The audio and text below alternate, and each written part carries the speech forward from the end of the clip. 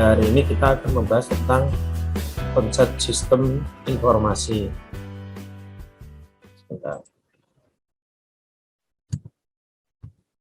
Di konsep ini ada kecerdasan bisnis, di mana perusahaan memerlukan kecerdasan bisnis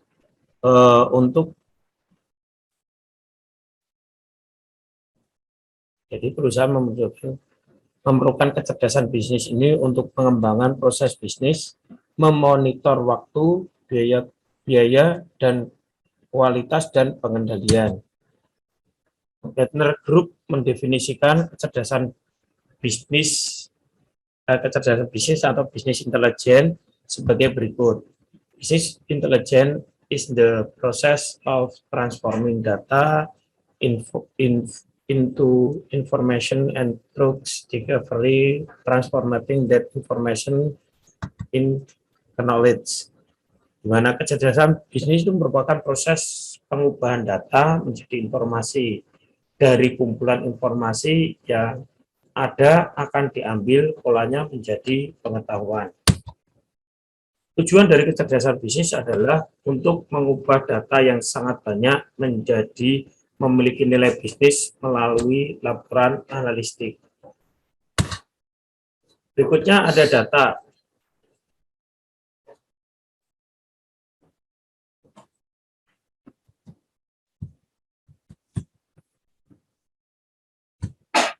Data adalah representasi dari fakta mengenai suatu objek atau kejadian. Contoh data, ada fakta mengenai biodata mahasiswa, fakta mengenai nilai yang diperoleh mahasiswa, fakta mengenai transaksi penjualan. Data dinyatakan dengan nilai, bisa angka, deretan karakter, atau simbol. Informasi adalah data yang sudah diproses dan diinterpretasikan menjadi sesuatu yang lebih bermakna. Dan di sini data bisa merupakan himpunan dari data. Informasi merupakan himpunan dari data yang memiliki relevansi dengan satu atau beberapa orang pada suatu waktu. Nah, di sini ada data dibandingkan dengan informasi. Nah, ini penggambarannya. Jadi ada manipulasi atau transformasi simbol-simbol seperti angka dan abjad yang digunakan untuk tujuan meningkatkan kegunaannya. Jadi di situ ada di filter, di sini ada input data atau transaction, selanjutnya diproses. Nah, diproses itu dilakukan filter, dikalkulasi, bisa juga diurutkan, selanjutnya bisa juga digabungkan. Nah, selanjutnya akan menghasilkan output berupa report. Nah, output inilah yang biasanya disebut dengan informasi.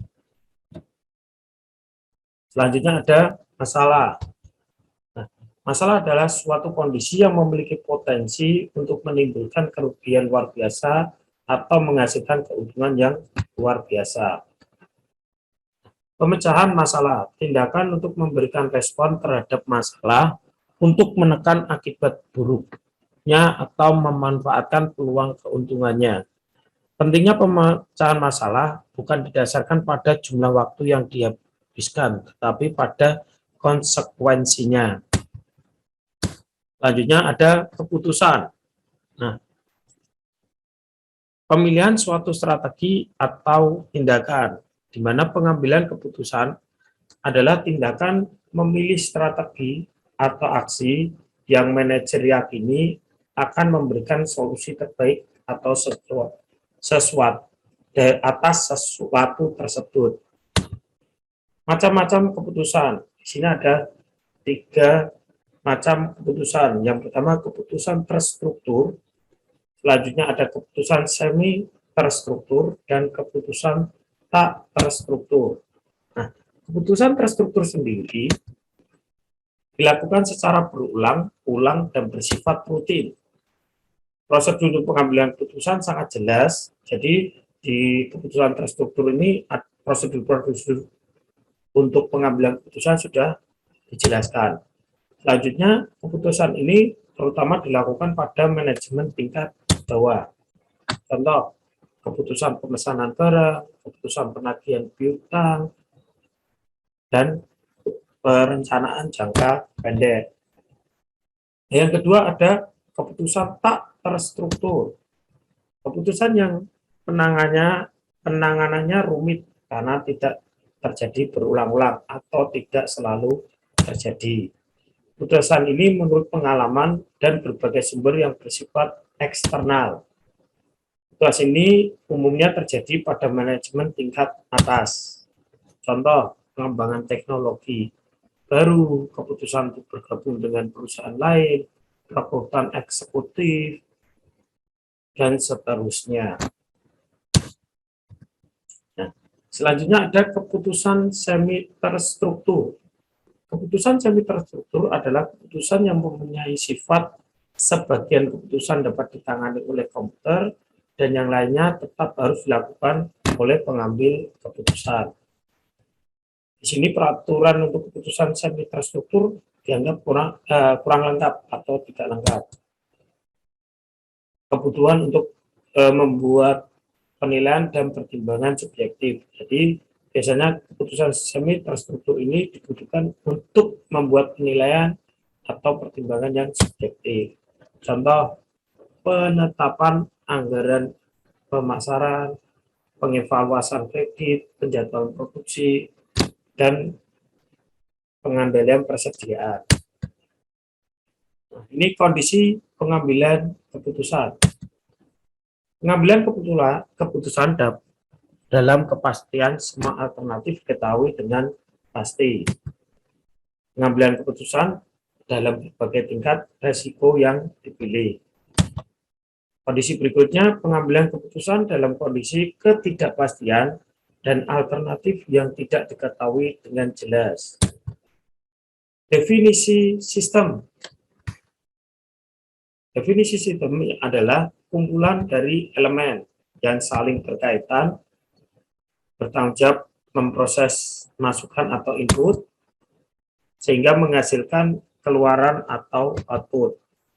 Nah, di sini sistem informasi sendiri adalah suatu sistem di dalam organisasi yang mempertemukan kebutuhan pengelolaan transaksi harian, mendukung operasi, bersifat manajerial, dan kegiatan strategi dari suatu organisasi.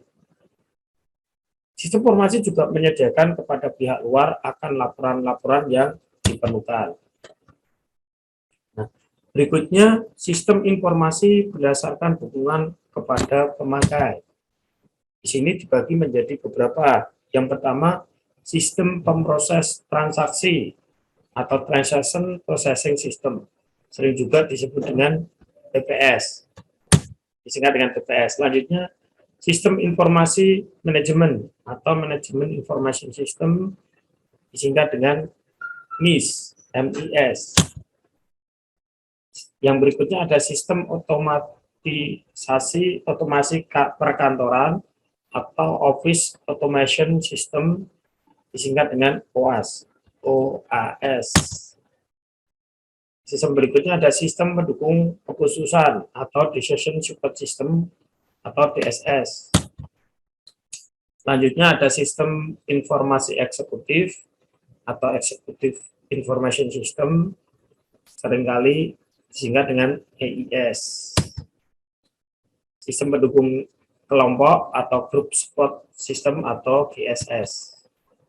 Selanjutnya ada sistem pendukung cerdas Intelligent Support System atau ISS. Nah, mengingat EIS, DSS, dan MIS digunakan untuk mendukung manajemen, maka ketiga sistem ini sering disebut sebagai sistem pendukung manajemen atau Management Support System. SI menurut dukungan. Nah, di sini ada sistem tadi yang ada TPS, fungsinya apa sih?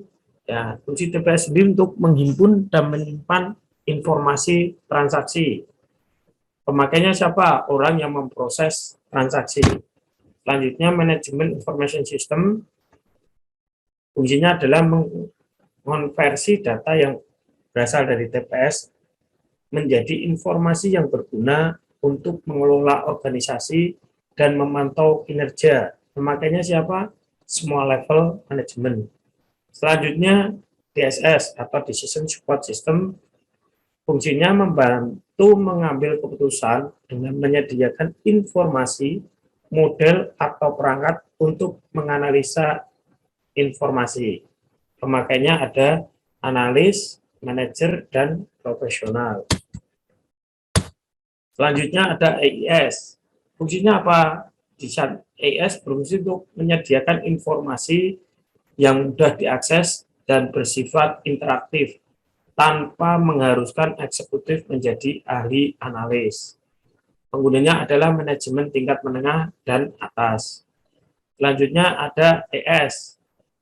Fungsinya menyediakan pengetahuan pakar pada bidang tertentu untuk membantu memecahkan masalah. Penggunanya atau pemakainya orang yang hendak memecahkan masalah yang memerlukan kepakaran. Selanjutnya OAS, fungsinya adalah menyediakan fasilitas untuk memproses dokumen maupun pesan-pesan sehingga pekerjaan dapat dilakukan secara efektif dan efisien. Penggunanya adalah staf maupun manajer. Nah, kalau dilihat dari tadi dapat digambarkan menjadi sebuah piramid, di mana dari piramid ini bisa digambarkan kalau dari sistem yang menangani SDM, terus produksi, pemasaran, terus akuntansi keuangan, bisa dilihat dia berjalan semakin ke atas dia akan menggambarkan semakin mengerucut. Sedangkan untuk tadi ada MIS, ada AIS, ada OAS, ada TPS, dan DSS, bisa dilihat dari gambar. Jadi seperti saya bilang tadi, kalau EIS digunakan oleh manajemen taktis sampai dengan manajemen strategis. DSS bisa dari mulai manajemen strategis, manajemen taktis, dan manajemen operasional. Kalau untuk TPS atau transaksi tadi lebih ke pekerjaan yang operasional. Sistem pemrograman pemrosesan transaksi atau SPT. Sistem informasi yang pertama kali diimplementasikan atau sebenarnya tadi bisa disebut dengan TPS tadi. Fokus utama pada data transaksi. Sesuai dengan namanya, sistem ini digunakan untuk menghimpun, menyimpan, dan memproses data transaksi, serta kadangkala mengendalikan keputusan yang merupakan bagian dari transaksi. Contoh, sistem yang mengendalikan keputusan adalah sistem pemrosesan transaksi yang sekaligus dapat memvalidasi keabsahan kartu kredit atau rute pesawat terbang yang terbaik. Model sistem pemrosesan transaksi dapat digambarkan seperti ini. Jadi pemasukan data, selanjutnya diproses transaksi, proses transaksi disimpan di basis data, bisa juga pemrosesan transaksi mengambil data dari basis data. Selanjutnya menghasilkan laporan dokumen dan keluaran yang lain. Pemrosesan transaksi di sini bisa berdasarkan permintaan atau jawaban dari permintaan user, di mana user bisa upload atau download basis datanya. Karakteristik SPT, jumlah data yang diproses sangat besar, sumber data umumnya internal, dan keseluruhan keluarannya terutama dimasukkan untuk pihak internal, meskipun bisa juga diperuntukkan bagi mitra kerja. Selanjutnya, pemrosesan informasi dilakukan secara teratur, bisa harian, mingguan, bulanan, dan seterusnya. Kapasitas penyimpanan atau basis data besar. Kecepatan pemrosesan yang diperlukan tinggi karena volume yang besar. Umumnya pemantauan dan pengumpulan data masa lalu. Selanjutnya, masukan dan keluaran terstruktur mengingat data yang diproses cukup stabil. data diinformasikan dalam suatu standar. Selanjutnya ada level perincian yang tinggi, mudah terlihat terutama pada pemasukan, tetapi seringkali juga pada keluaran. Komputasi tidak rumit, menggunakan matematika sederhana atau operasi statistik. Memerlukan keandalan yang tinggi, pemrosesan terhadap permintaan merupakan suatu keharusan. Nah, ini contohnya. Contoh tampilan dari pemasukan data proses tadi, transaksi, pemrosesan transaksi. Cara pemrosesan pada transaksi. Pemrosesan batch. Transaksi ditumpuk dulu dan kemudian diproses belakangan pada waktu tertentu, misalnya pada waktu sore hari atau malam hari. Kelemahan dalam pemrosesan batch adalah membuat basis data tidak pernah dalam keadaan terkini, karena seringkali terdapat data transaksi yang terlambat untuk dimasukkan ke database. Selanjutnya ada pemrosesan online. Tidak ada penundaan pemrosesan, setiap transaksi terjadi segera dibutuhkan. Dengan demikian data selalu dalam keadaan mutakhir. Perbedaan pemrosesan batch dan online. Nah, ini ada karakteristik, ada pemrosesan batch dan pemrosesan online. Nah, di sini ada sistem informasi manajemen atau SIM atau NIS tadi. Sistem informasi yang digunakan untuk menyajikan informasi yang digunakan untuk mendukung operasi manajemen dan pengambilan keputusan dalam sebuah organisasi. SIM menghasilkan informasi untuk memantau kinerja, memelihara koordinasi, dan menyediakan informasi untuk operasi organisasi. Umumnya SIM mengambil data dari sistem pemrosesan transaksi. Nah, ini penggambaran dari SIM. Ini penggambaran dari SIM. Selanjutnya karakteristik sistem, ini diadopsi dari bukunya Turban tahun 1998. Beroperasi pada tugas yang terstruktur, yakni pada lingkungan yang telah mendefinisikan hal-hal berikut secara tegas dan jelas: prosedur operasi, aturan pengambilan keputusan, dan arus informasi. Meningkatkan efisiensi dengan mengurangi biaya, menyediakan laporan dan kemudahan akses yang berguna untuk mengambil keputusan. Contoh laporan hasil SIM. Ini ada contohnya, bisa dilihat. Macam laporan SIM, bisa secara laporan periodis adalah laporan yang menghasilkan dalam selang waktu tertentu, seperti tadi harian, mingguan, bulanan, dan seterusnya. Laporan ikhtisar adalah laporan yang memberikan ringkasan terhadap sejumlah data atau informasi. Selanjutnya ada laporan pengecualian. Adalah laporan yang hanya muncul kalau terjadi keadaan yang tidak normal.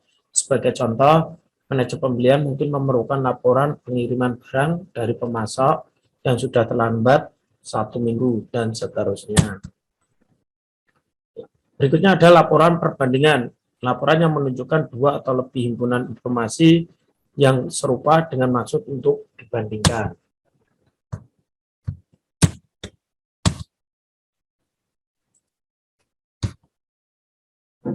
Terkadang SIM juga menyediakan laporan yang tergolong sebagai demand atau ad hoc laporan, yaitu jenis laporan yang dapat diminta sewaktu-waktu dan pemakai dapat mengatur sendiri tata letak informasi yang diperlukan. Sistem otomasi perkantoran. Sistem ini memberikan fasilitas tugas-tugas pemrosesan informasi sehari-hari dalam perkantoran dan organisasi bisnis. Sistem menyediakan aneka ragam perangkat untuk pemrosesan informasi, seperti pengolahan lembar kerja, pengolahan kata, dan seterusnya. Di sini penggunaan sistem itu ada prinsipnya adalah semua personil dalam organisasi, baik staf maupun yang masuk kategori level manajemen. Oke, demikian tadi pemaparan untuk konsep sistem informasinya.